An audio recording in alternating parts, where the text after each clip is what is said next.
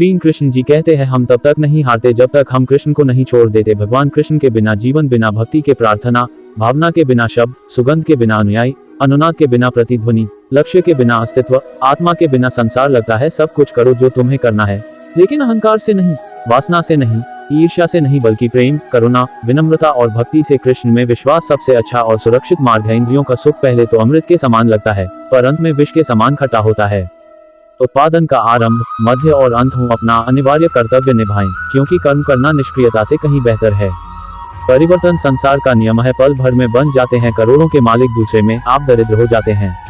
एक आदमी अपने विश्वास से बनता है, जैसा वह सोचता है वैसा ही वह बन जाता है। आत्मा विनाशकारी नरक के 3 द्वार हैं, काम, क्रोध और लोभ। दूसरों के उत्तरदायित्वों को सीखने की अपेक्षा अपने स्वयं के कर्तव्यों को अपूर्ण रूप से निष्पादित करना कहीं बेहतर है। कोई भी जो अच्छा काम करता है उसका कभी भी भयानक अंत नहीं होगा। नहीं आने वाले संसार में डरो नहीं, जो वास्तविक नहीं है वह न कभी था और न कभी होगा। क्या सच है, हमेशा था और नष्ट नहीं किया जा सकता। जो कर्म में अकर्म और अकर्म में कर्म देखता है वह बुद्धिमान व्यक्ति है।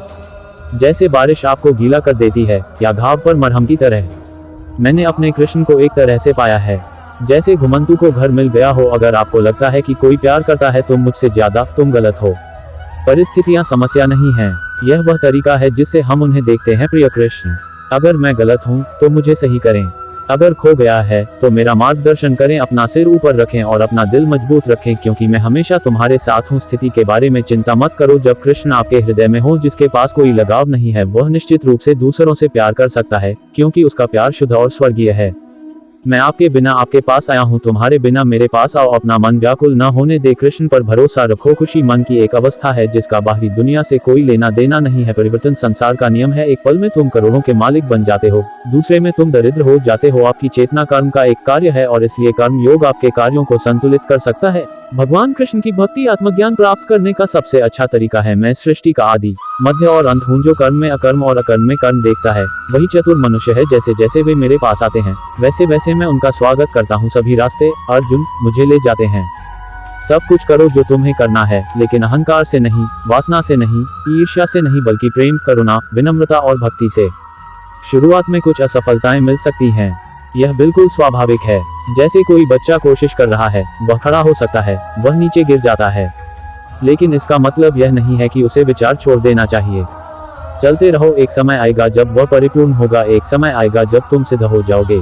कृष्ण सचेत हैं, जिस दिन हम अपने आप को पूर्ण रूप से कृष्ण के सामने समर्पित कर देंगे, वह हमारे प्रेम प्रस्ताव को स्वीकार कर लेंगे। परम ईश्वरीय प्रेम माता और पुत्र का होता है, लेकिन यादें आपको परेशान नहीं करती। जब आप कृष्ण से प्यार करते हैं, कृष्ण के साथ आप सबसे बुरी यादों पर आगे बढ़ेंगे। मैं आपको भूलना चाहता हूं, लेकिन फिर महसूस करता हूं कि आगे बढ़ने का मतलब यह स्वीकार करना भी है कि कुछ यादें हमेशा के लिए रहेंगी। अपना मन व्याकुल न होने दे, कृष्ण पर भरोसा रखो। कृष्ण के अलावा किसी पर भी पूरा भरोसा न करें।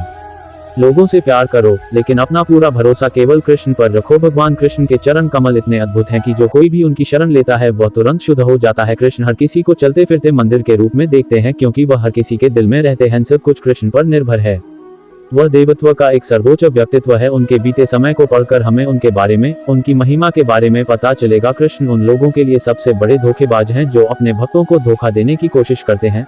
अगर कोई व्यक्ति कृष्ण के भक्त को एक बार भी धोखा देता है तो कृष्ण कई जन्मों तक धोखेबाज को धोखा देंगे। तुम्हारी आंखों ने मेरे सारे शब्द चुरा लिए। मेरी चिंता यह है कि मौसम नहीं, कृष्ण हमारी तरफ हैं, और मेरी सबसे बड़ी चिंता कृष्ण की तरफ होना है, क्योंकि कृष्ण हमेशा सही होते हैं। कोई भी जो अच्छा काम करता है उसका कभी भी बुरा अंत नहीं होगा, न तो यहाँ और न ही आने वाली दुनिया में।